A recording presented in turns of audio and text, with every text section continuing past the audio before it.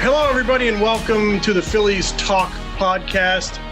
I am Jim Salisbury, and we've been, during baseball's shutdown here, we've been kind of going in the Wayback Machine and enjoying a lot of great times in Phillies baseball. And currently on NBC Sports Philadelphia, we're replaying the 2008 postseason in its entirety, Division Series, LCS, World Series, crowning them, the Phillies, with their second World Championship. And I'm really thrilled to be joined today on our Phillies Talk Podcast by one of the heroes of that 2008 postseason run and one of my favorite all-time people in baseball, Matt Stairs, a new granddaddy. Matt, what's it like? I'll tell you what, Jim, it's pretty impressive. You know, everyone talks about having grandkids, how great it is. But the day you have it, and she was born about 5.5 weeks ago. Haven't missed a day of seeing her, and I think she gets cuter and cuter every day. So it's impressive. All right, give me some details. Left, right, switch hair. Well, actually, I want to make sure she gets on skates first. That's the most important thing. Absolutely. And we'll see how about softball comes. How about what's her name? Harper Monroe Holland. That's a beautiful name. She's adorable. Beautiful. Harper Lee wrote To Kill a Mockingbird. One of my favorite. When we talked yesterday, you asked me if I read it, and I said, well, I had it in front of me. That's about it. Well, you should get on that, man. It's a good book. You'll enjoy it. But right now, in between reading classics, we are enjoying classic baseball games during the shutdown here. And when I think of classic baseball games, Matt, I think of that entire Phillies postseason in 2008. And you were such a pivotal part of it. You actually started that season in Toronto. Yeah. And, you know, the Phillies actually, little known fact, the Phillies actually considered getting you. They made the postseason in 2007. They wanted to get you in 2007, but the price was high. They were able to land you in 2008, like hours before the deadline. I think on August 30th, hours before the deadline for postseason eligibility. What do you remember about that trade? You were with Toronto in your home country, Canada. Well, in 2017, when Philadelphia tried to get me, Toronto wanted 24 baseballs, and Philly only wanted to give up 1 dozen. That's why that was too costly. But that was 2007. In 2008, I mean, it was weird because we were in Tampa Bay, and I didn't play against James Shields, and I actually had pretty good power numbers against him. So I knew something was going on, and my wife and my kids were in by the Yankees afterwards. And told me that I'd been traded, but due to roster moves, because you guys played a long game in Chicago we had a long game on Thursday, I think, in Chicago. You had a 4-game series. We had to wait to make some roster moves and call-ups, and so I sat in Tampa until, Sunday morning. And then I flew up to Chicago and enjoyed the Phillies at that point. So I was a little ticked off, and I found that because they wouldn't tell me where I was going. So they didn't tell me I was traded to the Phillies. So I was kind of a little ticked off that no one told me. And then eventually I guessed, and they told me where I was going. And I was pretty excited and told them I wanted to get there pretty quick. So you were going to a pennant race. I mean, the Phillies were a real up-and-coming team. I mean, you knew your role. You're going to be a bat off the bench. And, you know, you're only here a month, a little more than a month, and you deliver one of the biggest hits really in Phillies history. I can still see it, Game 4 of the 08 NLCS, Dodger Stadium. I mean, Shane Victorino had a great postseason. You guys are down in that game to Derek Lowe. Now you're into the Dodgers bullpen. Victorino hits a home run in the 8th inning to tie the game. Ruiz gets on base with a base hit to keep the inning going. Yep. And then, you know, you went up there and did your thing, grip it and rip it against Jonathan Broxton. I mean, you work a 3-1 count against Jonathan Broxton. And you always said you were up there to do one thing: swing hard, hit the ball hard, try to hit a home run. Which I don't know if you'd teach a hitter. I mean, you've been a hitting coach a long time. Would you teach a hitter that? But that was your style as a pinch hitter. Try to hit that ball hard. Were you thinking you were going to get a fastball there at 3-1? You must have been. I knew Broxton he's a guy that he likes his fastball. I mean, the secondary pitch was this little slider, and I think the pitch that set up the whole at bat was after he threw the first pitch for a strike low and away. He tried to throw a slider, back foot slider, which is, a sucker for left-handers because we swing at it almost all the time. I took it really nicely. I mean, it was a quiet take, meaning I didn't move a whole lot. And then all of a sudden, just kind of everything slowed down afterwards. And, it's amazing when hitters get in that zone.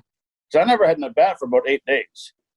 And you get in that zone where you're nice and quiet and you see the ball well and everything's not moving a whole lot. Your head's quiet, your body's quiet, your hands are alive. And he made the mistake. He wanted to throw a 3-1 fastball away. He pulled it a little bit, and the rest is history. But going back, Jim, about that at bat with Victorino, I was really surprised that they left in that rookie pitcher Wade. Corey Wade.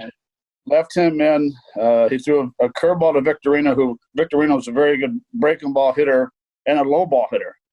He threw it in that little happy area down in the zone, and when Shane hit that home run, all of a sudden that bench kind of turned around with momentum, and then Chooch getting the big base at the left field, and then Broxton coming in and 56,000 people cheering. You're in a good spot when you don't hear anyone cheering. You don't hear any booing. You don't hear music. You're on deck. I didn't even stand up. I was on one knee. Watching them warm up, and I didn't think I was going to hit a home run, but I knew something good was going to happen. And no, I don't teach kids to try to hit home runs every time. When I talk about trying to hit home runs, I try to talk about killing the second baseman with a line drive, and that's how you create backspin. And I did. But that style worked for you. You were a power hitter. You were a pinch hitter. Right. You were a guy who was brought in to do instant, quick strike damage. And that, that approach really worked for you. And, I can still feel and hear that stadium that night. We were jammed in the press box. Vic ties the game. Like I said, Ruiz keeps the inning going, I think, with 2 outs.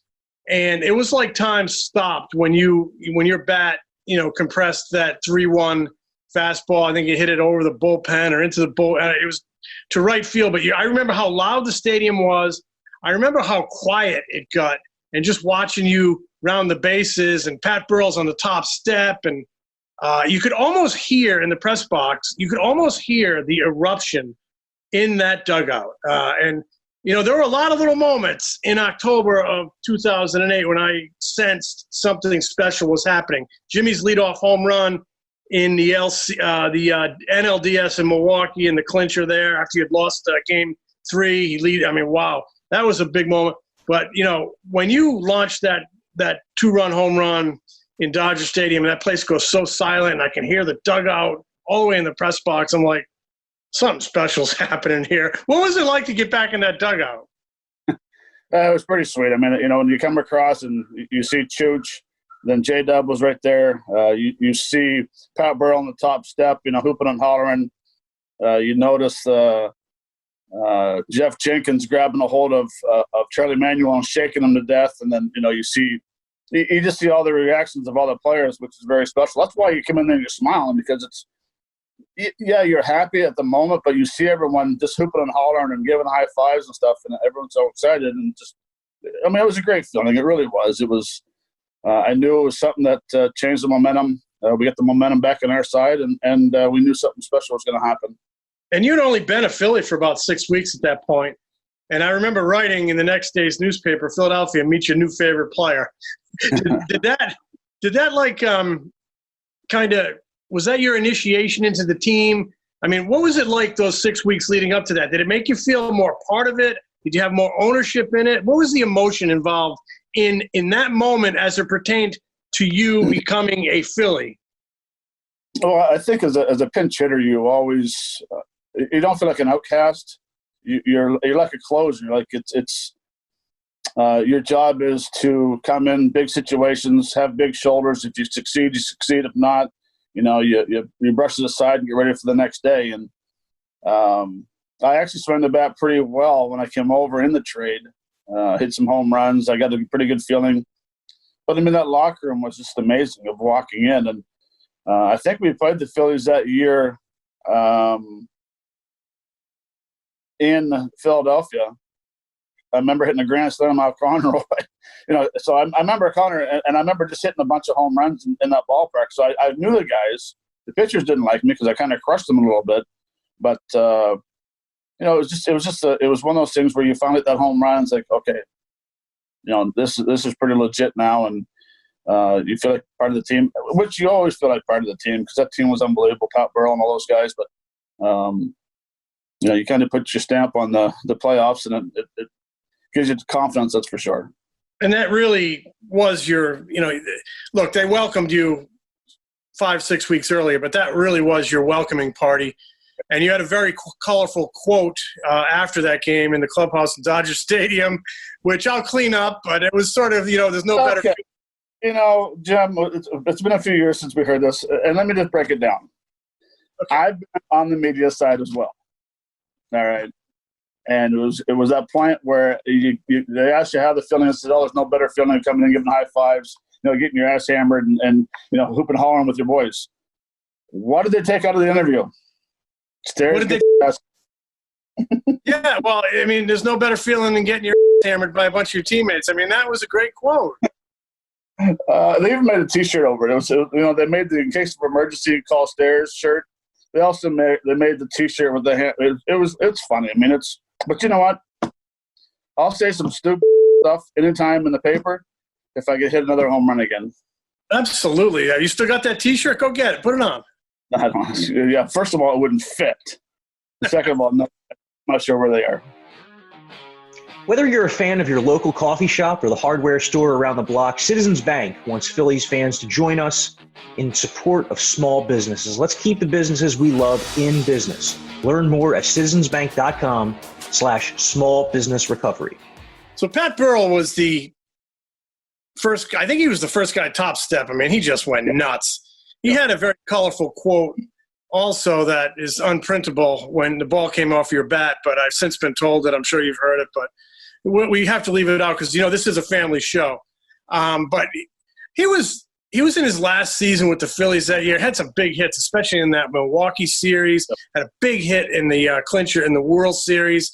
And I remember writing a story because, you know, Jimmy was a young player, Chase was a young player, Ryan, they were all still sort of, in my mind, ascending players, Jimmy, Ryan, and Chase.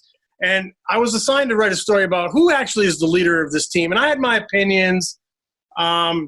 I thought it was more of a kind of a group effort because it was still a team that was coming together, and you thought it was going to have like 5 great years. Indeed, it did have 5 great years, made the postseason 5 years in a row, only won 1 World Series. But I was writing a story about whose team is this? Who's the leader of this team? And I sought your perspective, which, I mean, you know, was to me the way to go. You'd been in baseball 20 years. You were 40 years old. And I said, hey, who's the leader? I asked you a question by your locker one day. Who's the leader of this team? And do you remember what your answer was? Pat Burrell. And some people, I wrote that. Some people were like, what? Pat Burrell? But he really, I mean, he had big hits in that series. That was his final season with the Phillies. He had been drafted number 1. He had kind of sputtered early in his career, but Pat was always, especially late in his career, a team first guy, had big moments in that postseason. And I thought you really put it in perspective by saying that was kind of his team and he was the leader of the team. Can you kind of expound on his importance in his final season there?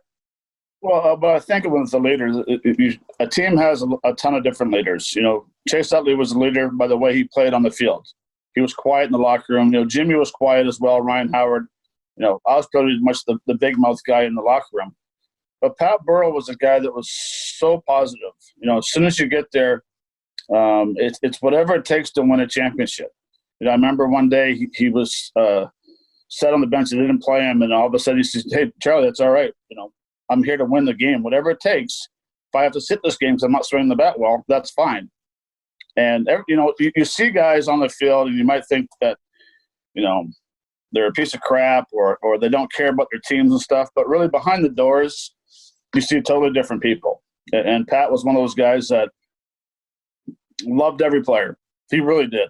He cared for every player. He went out of his way to say hello to you every day to see how things were going. You know, what were you looking at bat? You know, he was just communicating with all of his players, which is so important for a leader to do. And never negative.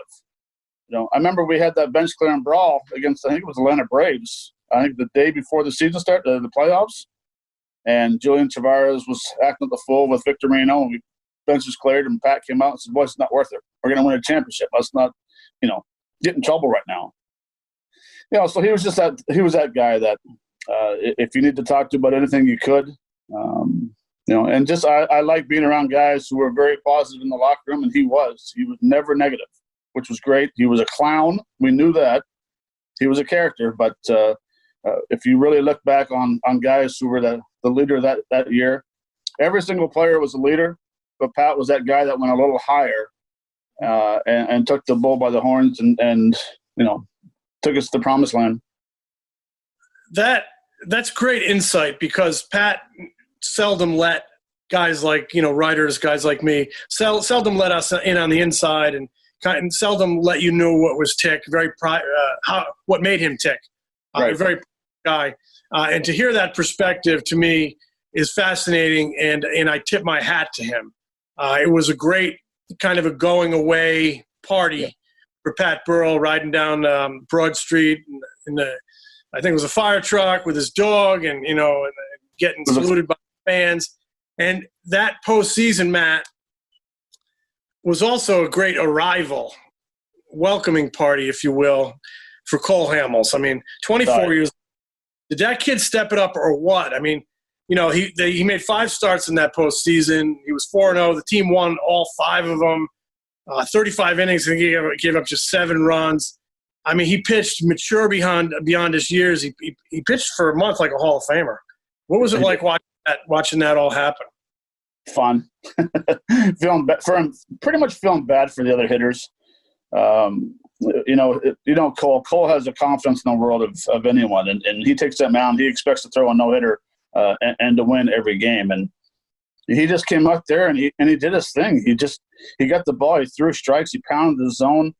His cutter was unbelievable. He had a great curveball. And I think what happens is, as a young player, is you come up here, if you don't have success, all of a sudden you start doubting yourself. Like, okay, well, I start squeezing the ball a little bit more harder, or I try to do too much in the batter's box. As soon as Cole got on that mound, he just took over. He said, "This is my game. Boys, give me a run and we're going to win." And that was just the attitude he had. I mean, he was a happy-go-lucky guy, but he was very focused on what he wanted to get done. Him and Chooch did an amazing job together of preparing a game plan. It just carried off to where he just made his pitches at the right time. And what do you think, like 233 innings that year or 240 innings that year? So to see a guy step up at a young age in the playoffs, in the NLCS, into the World Series, it was pretty impressive. Yeah, and so confident. And in those days, he was basically two-pitch guy. He really didn't add that cutter until a couple of years later. He was, devastated. He's 94, 95 with location and a great changeup. And, I remember what he did in that NLCS to guys like Nomar and guys like Kent with 2 pitches and really showed maturity beyond his years. And another guy who pitched the game that you hit the game-winning home run in the 8th inning, Dodger Stadium, quieted down Dodger Stadium, was Joe Blanton. I mean, the professional efforts he gave that team in that postseason was amazing. The NLCS and the game in Milwaukee in Division Series. He was Joe the Pro, man. He just gave you good efforts time and time again. Well, Joe was that guy that he knew he wasn't going to go out and he wasn't going to blow your hat off with the stuff he has. He was just a guy that went out and he just, Joe was very quiet. He wanted to go out and throw strikes, get ground balls, get quick outs. Didn't want to keep the players on the field very long. And then all of a sudden, next thing you know, he's having a great run in the playoffs. And, Joe was a little sneaky with his fastball. Everyone talks about the spin rate nowadays. Joe was one of those type of guys that his ball got on you pretty quick.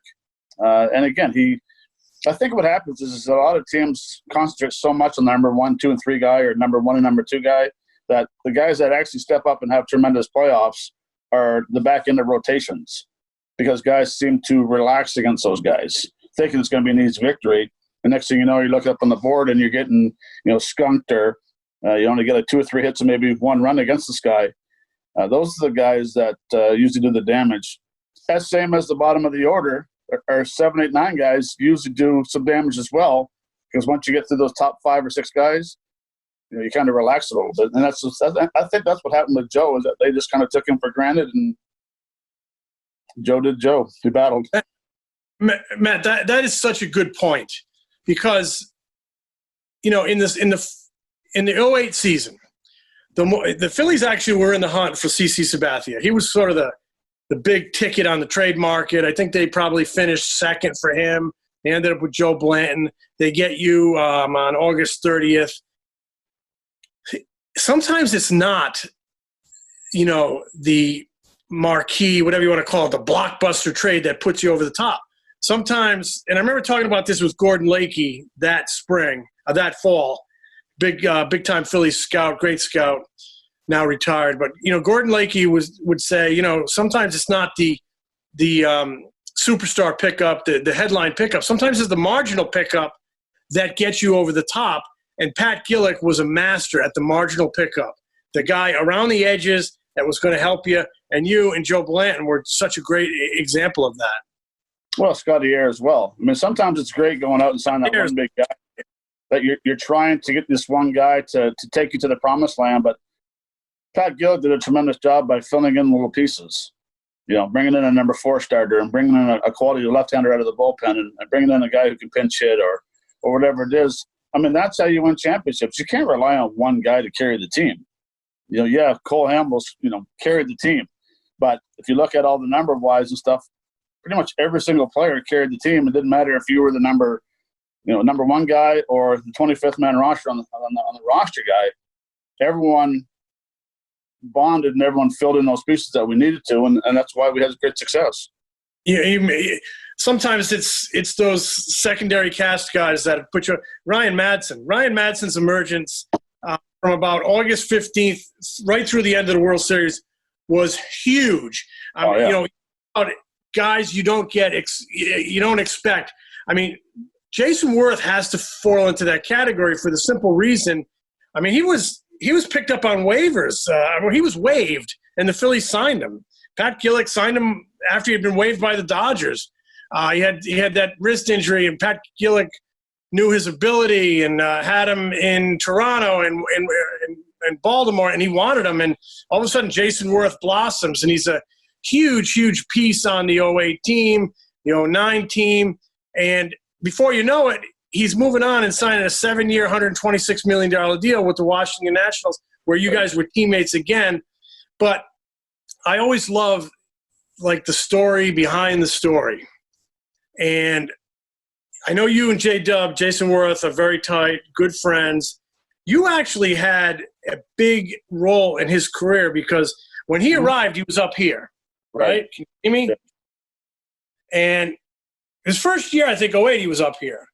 He was the point where he had his hands so high that, Milt Thompson and I were talking about it, and I said, Milt, and again, you have so many different styles of hitting. I'm a firm believer that hitters should have low hands. It's less movement. If you have high hands, there's more of a drop. You have to be on time every time. Same with the leg kick. So J-Dub, and honestly, before we get into that, when I got traded over to Philadelphia, that Sunday I was supposed to play right field. And they were going to sit Jason Worth because he wasn't swinging the bat very well. Mm-hmm. If you go back and look at his numbers that day, and I don't know if you can do it real quick, Jim, while you're sitting there, look at the numbers that he did on that game in Chicago on Sunday. And I pulled him aside and said, dude, they want me to play right field. I'm too old, and 2, I haven't played outfield all year. I've been DHing. I said, get your ass back to hitting right. Wow. So they told me I was playing right field, and I went and told Charlie, I said, Charlie, I haven't played right field all year. I said, I might need a couple of days to get back in that field of playing the outfield again. And they respected the decision. Next thing you know, Jason plays right field. I think he hit a grand slam that game. I got to look that up. I don't have that written from. I mean, that is an unbelievable story. So you helped him mentally, physically, and you probably lit a fire under him, because any competitor worth his salt doesn't want to lose hhis job. But remember, the next spring, so you guys win the World Series. 2008, he's up here. Next spring, I'm watching him in Clearwater, and he's down here. He's like down here. He's super relaxed. And I'm like, what's that all about? And he said, taking a little tip from Matt Stairs. And boy, he just took off. I mean, he was just more relaxed. I remember talking to you about it. You made the suggestion, lower your hands. And he carried that right through to a big season and a humongo free agent contract. This after being released by the Dodgers. You know, he had been injured. He got healthy, got some consistency. But, I mean, I really think your support in terms of, you know, being a player / hitting coach and the recommendation you made and the friendship and the support and the confidence you instilled in him, I think you are a big reason Jason Worth's career took off, and he made an awful lot of money. So that's just me. I mean, I appreciate saying that. I mean, it's one thing. You have to have trust, right? When you have a hitting coach or your teammates and you suggest on making a change in your hands, or like with Roy Halladay, we talked about going to the different side of the river when he's pitching. You have to trust your players, and you have to trust coaches to lead you in the right way. And you know, Aaron Altair was pretty much the same thing. That year he had the monster year. We lowered his hands down, and we, you know, took away the leg kick. But with Jason Worth, it was very easy because, one, he had tremendous bat speed and he had great eye-hand coordination.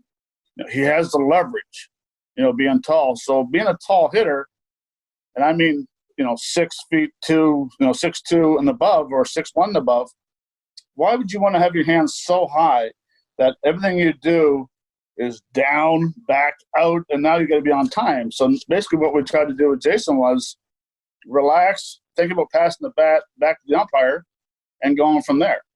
You know, use your leverage and use your bat speed and use your great hands. You're going to generate power. You know, so he jumped aboard right away. You know, Milt Thompson and I, we talked about it, and he said, you know, get him done. You know, fix him. And the rest was history. He went on to hit the ball very well. And it doesn't take a lot. You're not really changing that guy's approach. You're just changing a little bit of the hand placements, which helps out a lot. You know, so I'm not a firm believer of high hands hitting wise. I like low hands. They talk about the launch angle and stuff, you're getting the ball in the air. It's easier to get the ball in the air with lower hands than it is with higher hands. Go back and look at all the great home run hitters. You know, where their hands were. You know, their hands, Mark McGuire's was in here. You know, Barry Bonds was in here. I mean, it's – Yeah, Bonds was there. I grew up watching Yastrzemski was up here, but they all get here eventually. It all came down, though. Yaz started here. Yaz was started here, and then all of a sudden when he'd start going, then he'd go back down, and then he'd go. But, you know, guys was like, if you think about it, everyone talks about the slot. They want to get that elbow in the slot now. So if you're hitting here, and all of a sudden I want to get my elbow in the slot, by the time I get my elbow in the slot and rotate and hit that baseball, it's like a second too late. So if you think about getting your elbow in the slot to start with, now what happens? It's back and forward instead of this and then rotating. You know what I mean? So is again, is my theory right? Maybe. Is it wrong? Maybe. Everyone has their different way. There is no proper way to hit, but I just think that nowadays in baseball, and I know we're getting away from J-Dub, is that everyone's trying to get everyone to hit the exact same way, which is very tough. Oh yeah. Yeah, but that's my 2 cents on it. I think that if you're a line drive hitter, you're a line drive hitter. How about us teach our kids to be able to hit first, and then worry about getting the ball in the air? Team Toyota is kicking off a new season with safety, savings, and service. Visit today at teamtoyota.net to be part of the team and stay on the road to victory. Yeah, and deliveries with pitchers are very cookie cutter now. I mean, you know, Warren Spahn, Sandy Koufax, I mean, with a big kick and kind of even losing sight of the mitt. Nobody would teach that nowadays. Louis Tiant. Louis. Yeah. I mean, that's how it is. I mean, it's now you just look. I love baseball. And I love coaching, and I love talking about hitting and stuff. And I could talk hitting all day. But I just think and you know, people who are watching, I would say at a young age, have them teach the eye-hand coordination and making solid contact first, and then let's worry about trying to elevate the ball in the air. You know, if you have to think about getting the ball in the air, you're in trouble. Me personally, that's just my opinion. But you know, if you have to think too much in the batter's box, you're probably in trouble. Ball players are dumb. We're not real smart. We can hit a baseball very well, and we can throw a baseball very hard. When we start thinking, we're in trouble. Yeah. That's Burrell, First thing about pitchers is when you start thinking about baseball, you get in trouble. No question. Same thing with golf. Yeah, I don't even talk about. Well, I think a lot in golf because I have a blast. I want to hit the ball as far as I can, and it just goes woo. So I have fun. I have fun golfing. I don't take it very serious. You looking forward to this hockey season getting back going, or do you think it's been too long of a layoff and the quality of play is going to suffer? No, I don't think the quality of play is going to suffer. Am I excited for it to get back? I think there's only been maybe one or two nights on a Saturday night where I miss hockey night in Canada. It's I got my granddaughter we see my granddaughter every night, Harper Monroe, Holland. So it's like, next thing you know, it's 10:30, 10:45. And it's like, well, I guess I didn't really miss hockey. No, I'm looking forward to it. I mean, Montreal's in the playoffs. The Flyers are going to have a round robin first round, I think, for the Flyers. Flyers really, the Flyers really were on a roll. And I think they were the hottest team in the league when it shut down. They were down in Tampa, and I was going to we were in spring training. I was trying to get over to the game, and then it all shut down. But they were super hot. They were playing great hockey. They had a bunch of young kids chipping in. And for people who don't know it, Matt is a hockey aficionado, hockey player, hockey coach. I mean, he was a great baseball player, but it's a secondary sport, right? Yeah. I mean, it's something. And unfortunately, with this COVID-19, I think it's going to suffer our hockey. I know they've already shut down university sports up here until the 1st of January. I agree with you. I think that the Flyers were on a roll. They really were. Hopefully the momentum doesn't change. For your guys' sakes, for our sake, I hope it does, because I want Montreal and Carey Price to steal some games, especially going against Philadelphia favorite player Sidney Crosby. Just kidding. So I'm looking forward to getting the hockey back in. I just don't think the length they've had off is going to hurt hockey so much. I think the length that baseball's had off is going to suffer. You do. The hitters are going to suffer. I mean, the pitchers are throwing bullpens. I would assume with varying degrees of intensity, but I would think the hitters are going to be very slow coming out of the gate. You agree? Well, I mean, you can hit as much as you want in the cage. It's totally different when you get on the field. Yeah, what it is?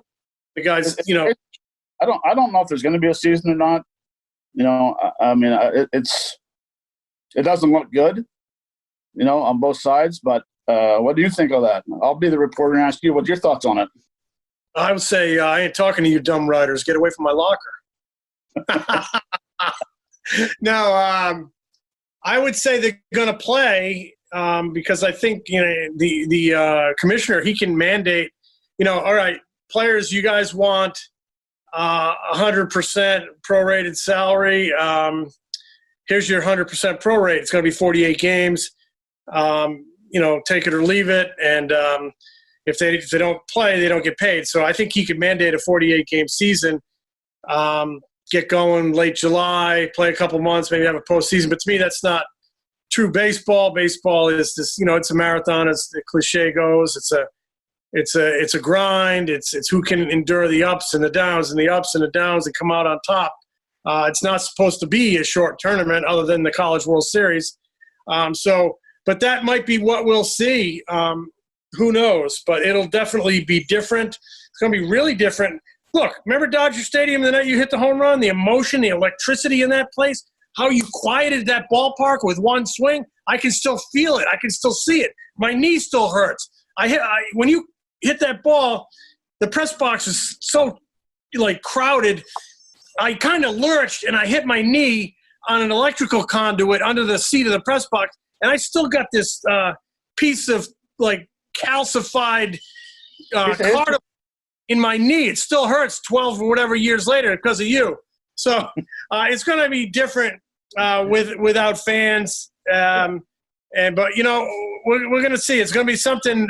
If it's just 48, 50 games, something like we've never seen before, and the team that can muster emotion without anybody in the stands, the hitter and the pitcher that can muster emotion without anybody in the stands, are going to be better served. And we might see some fans in Texas, but I don't know that we're going to see any fans in the Northeast, or at least even maybe in the entire Eastern Seaboard, the AL East and the NL East. Well, I can tell you this. I mean, when fans aren't in the stands, the only time really you notice it was when you're playing defense. Honestly, as a hitter, when you step in the batter's box, and if you're that type of hitter that can concentrate, you don't hear fans. That's a great point. Like this. Yeah. The only time you ever hear fans is when you're playing right field in Yankee Stadium and they're all calling you a or, have another donut or, what are you taking, slim, slow, or whatever it is. Those are the people you hear. But when you're hitting and pitching, you don't hear anyone speaking. You really don't. Which stadium had like the best wise fans? Chicago White Sox were pretty legit. The White Sox? White Sox were legit. They had they didn't care. They went after your family. They went after everything. Now I don't know if it's changed or not. Yankee Stadium, they were just funny. I loved playing when I played with Jose Canseco, how they just started chanting stuff like Madonna says you're small. And they had, 50,000 people started chanting and said, Madonna says you're small. I mean, it was hilarious. But Canseco was that type of guy that he'd be up there dancing. Right, he'd flex. Oh, yeah. Or they'd but they'd throw batteries at you. They'd throw back in the day when they had alcohol in right field. They throw urine at you. But, San Francisco was pretty good, but all they said is you're not Barry Bonds. No kidding.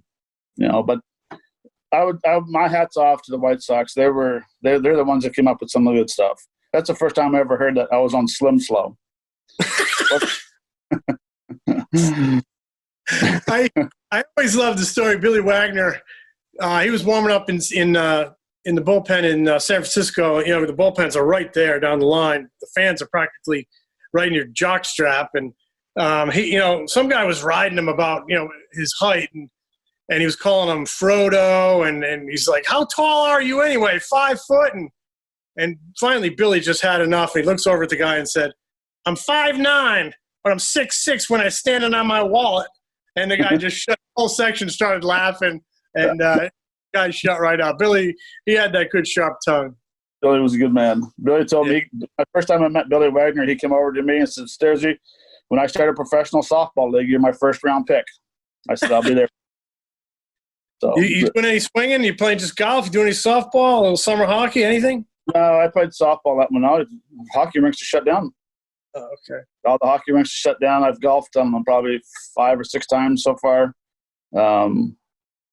Still doing that delivery for the prescription drugs for people that don't want to get out because of the COVID-19 and, helping out that way and spending time with my granddaughter. Actually, being a full-time husband and full-time father, it's tremendous. I mean, it really is. I mean, it's something that, you kind of take for granted for all the years you played and you coached. You go away and, you see your wife in a couple of weeks or in a week or something. And you see your daughters maybe in 2 weeks now. It's like every morning when you wake up and you're a full-time family man, it's pretty legit. That's pretty sweet. That's special. That's what it's all about. And that's the important stuff. And congratulations on little Harper, your granddaughter. And, it's just I think about you came here when you were 40 years old and to Philly, and typically baseball players long done by that point. You came here in the twilight of your career, but I mean, what an impact you made in just 2 seasons. I mean, you probably still can't buy a beer in this town. You're beloved, and not just for one swing of the bat, though one swing of the bat was pretty huge and a big reason why, but I think because you had 2 great years here, you were a great mentor to young players. You were a part of a championship team. You coached here. You were a teammate of ours at NBC Sports Philadelphia on the broadcast crew. And you are just testament, Matt Stairs, to, hey, when you're a great guy, people love you. The average Joe. And we love you. We still love you here. Thanks for saying that. I mean, it's funny because I was there for the year and a half, whatever, the 2 World Series times, winning and losing, of course, against the Yankees. But, everyone talks about how was it. In 2009, I went 2 months, though, to hit. I remember that. For 30-something, and I never got booed, which was amazing, and it's something that, I think people realize that pinch hitting is, one of the, probably, to me, I think one of the hardest jobs in baseball. I had 2 starts that year. I think I had 2 starts in that period of time was Johnson from Miami. Josh Johnson. Lincecum. Oh, God. Wild thing. So that was great. I was 0 for 7 with like 6 punch-outs. But it was then all of a sudden in 2009 against the NLCS Game 4, what happens? I had the big walk against Broxton. Mm-hmm. Jimmy right center, and we win. So it was, I had a great time in Philadelphia, and the fans were tremendous. I still go down and do autograph sessions whenever I can, and the support's been outstanding. And my wife absolutely loves Philadelphia. So we've spent some nice time in Philadelphia, and hopefully in the future it will happen again. Well, you're a legend here because you're a great player and you had a big hit in the postseason, but most of all, you're a great guy. And now you're a granddaddy. Congratulations. I really appreciate you joining me on this this awesome podcast. It's like one of the best podcasts in the world, so I'm really thrilled you're on it. Anytime. Matty, be good, buddy. All right, James. Thanks, Tom.